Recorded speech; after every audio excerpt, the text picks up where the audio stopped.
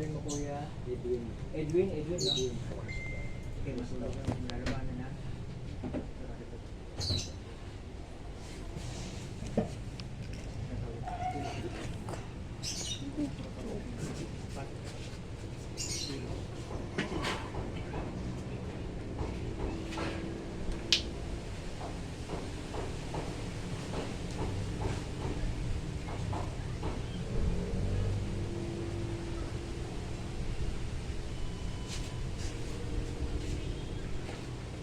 Sa kapangyarihan ng Diyos, walang may kukubli ang sabihin sa liwanag, ibubulgar sa dilim. Ang sabihin sa dilim, ibubulgar sa liwanag. Sa liwanag. Diyos na hindi mapagtataguan ng gawang masama.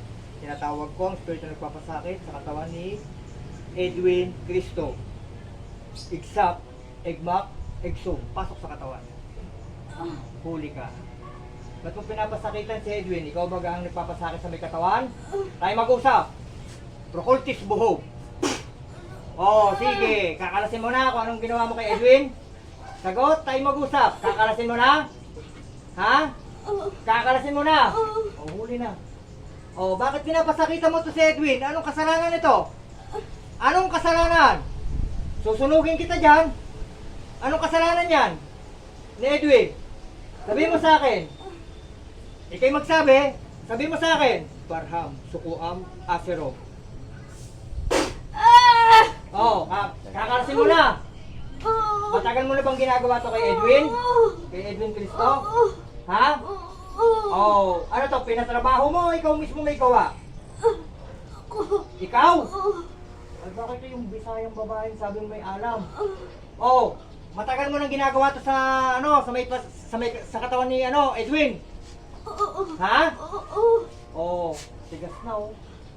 Oh, susunugin kita diyan. Oh, sige. Kala mo eh, ano, oh, yan. Ipararamdam ko sa'yo kung anong ginawa mo rito.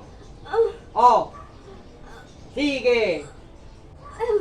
Kakalasin mo na. Oo. Sabi mo mangkukulam, ha? Pero huwag kayong magtitiwala dyan. Oh. Ano? Kakalasin mo, ha? Sige. Krusak martabaram, pagtuloy subabaragnas, Diyos egusong.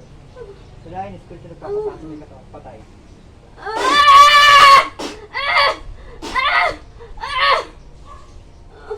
Ang mga galit.